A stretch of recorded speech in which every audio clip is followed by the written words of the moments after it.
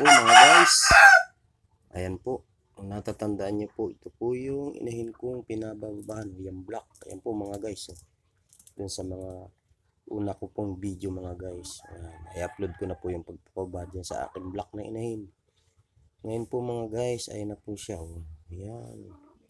Ang bilis lang po mga guys. May 3 itlog na po siya mga guys. Ayan po. Ayan. Yan nga po ay dadalhin ko sa aking farm. Ay dito ko na pinaitlog sa budiga ko.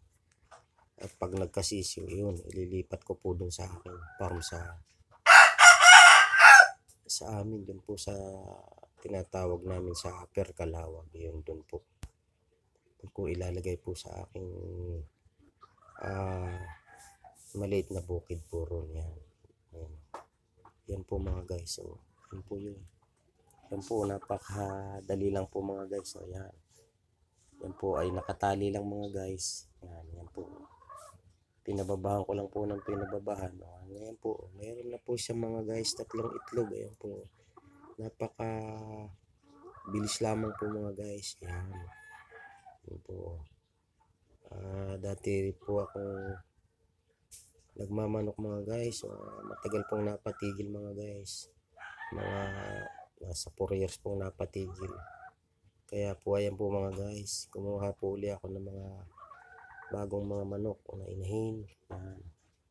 Yan po, may mga nagsasadya po uli ng mga materialis para ho nagpapalahi ng bago mga guys. Yan po ay isa po sa sabi nga po ay gaunting pinagkakakitaan. Nagpapalahi po tayo. Yan. Tapos binibenta po natin sa mga may gusto. Ayan po mga guys. Yan naman po ngayon sabi nga po ay in demand na sa atin ang pagmamanok. Ayan. Kaya po ito ay nag-uumpisa po tayo sa maliit para maparami. Ayan. Yan po. Yan po yung aking isang black na inahin. Yan.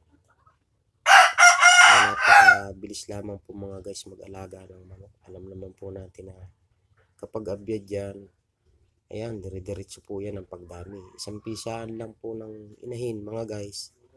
Marami po yan. Pag umitlog po ng mahigit 10, kung ilan po ang mapisa, yan, dun po mag-uumpisa para makadami po tayo ng palahi. Yan.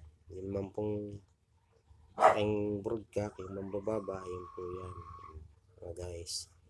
Yan po yung mga ilang mga inahin po yung aking manok na yan na pinararami. Yan po yung may mga lahi po, may mga Texas tulad nga po yung isa ko, ito po yung black. Yan po.